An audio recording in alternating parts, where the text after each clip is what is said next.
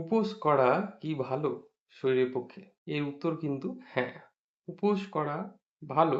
যাদের এই সুগার থাকে না, যাদের সুগার নেই তারা কিন্তু উপোস করতে পারে। সুগারের সমস্যা থাকলে কি হয়, উপোস করলে এমনিতেও হাইপোগ্লাইসেমিক স্টেটে চলে যায় বডি, যার জন্য হাইপোগ্লাইসেমিক শক হতে পারে। কিন্তু যারা সুস্থ স্বাভাবিক ব্যক্তি আছেন, যাদের সুগার নর্মাল, প্রেশার নর্মাল, থাইরয়েডের কোনো সমস্যা নেই, তারা মাঝে মধ্যে উপোস করতে পারেন সকালে। যদি অ্যাসিডিটির সমস্যা না থাকে, যে খালি পেটে অ্যাসিড হয়ে যাচ্ছে, তাহলে উপোস করা যায়। এতে কি হয় যে শরীরের যে গ্লাইকোজেনটা, ওটা গ্লুকোজে কনভার্ট হয়, যেটাকে বলা হয় গ্লাইকোজেনোলাইসিস। এতে কি হয়, যদি আপনি আগের দিন বা দুদিন আগে কোনো রিচ খেয়ে থাকেন বা কোনো হেভি খাবার খেয়ে থাকেন বা অনিয়ম হয়, হ্যাঁ, সেইগুলোর যে ব্যাড এফেক্ট সেগুলো কিন্তু কেটে যায়।